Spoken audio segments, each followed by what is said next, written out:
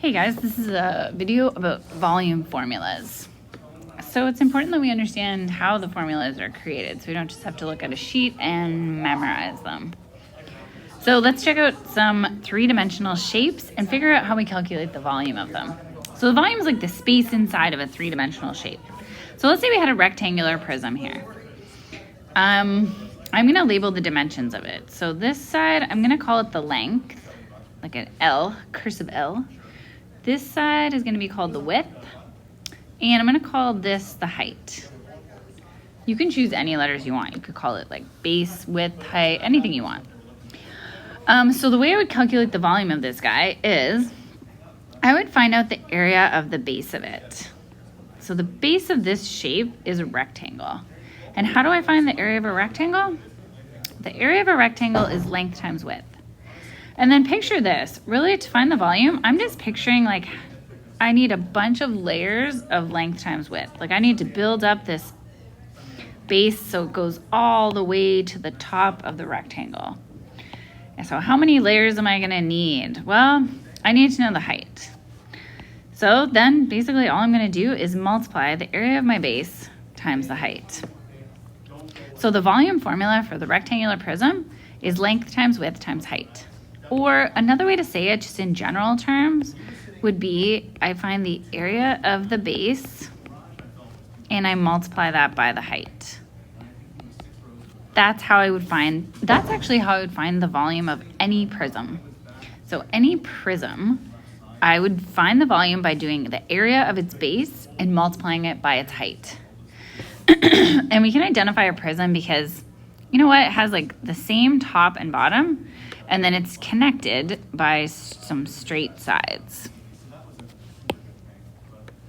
All right, so even a cube here. So let's take this cube, and let's say instead of length and width, maybe I'll use base and base, and then I'll call this the height. Or you could also call it the base too, I guess, because like all three dimensions would be the exact same size. So if I want to find the volume of this guy, I could say the area of its base would be base squared, or base times base. I'll go with base squared.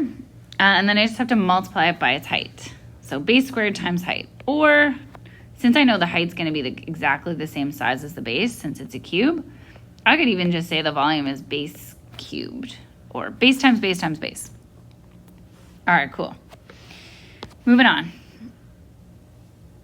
Triangular prism. So I can do the same thing. I can find the area of its base. So in this case, a triangular prism's base is a triangle. And I know the area formula for a triangle is half base times height. And then all I have to do is multiply it by the height of the triangle, which I'm not going to call it the height because I already used that variable. So I'm going to call it the length. So I'm going to say that this guy's the base. I'm going to call this the height of the triangle. And remember, the base and the height of the triangle are at 90 degrees to each other. And I'll call this guy the length. Again, it doesn't really matter what letters you use. Or you could see it written as base times height times length divided by 2. Same thing. And again, it's the same formula for the volume of a prism, like the same general formula. The area of the base times the height. In this case, I'm calling the height the length, but you know what I mean?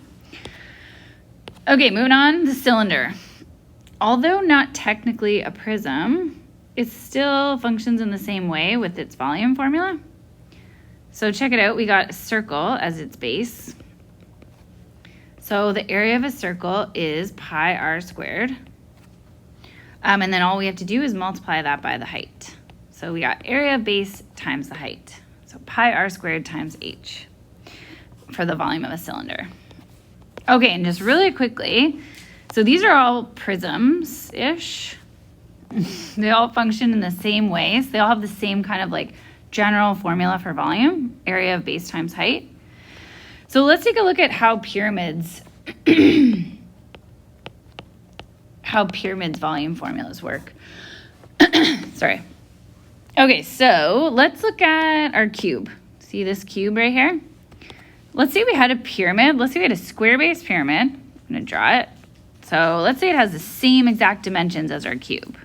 So the base, these guys have the same size base.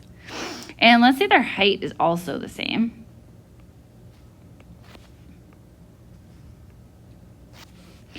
Okay, so the height would be from this vertex straight down to the base, and it meets the base at a 90-degree angle. That's our height. So I'm going to say this pyramid has the exact same height and the exact same size base. So I'm comparing this cube and this pyramid together. So it turns out the relationship between these guys is this pyramid's volume is 1/3 the size of the cube's volume. So we can just take the volume formula of the cube and multiply it by 1/3 or divide it by 3. So the volume of a pyramid is 1/3 times the area of the base times the height.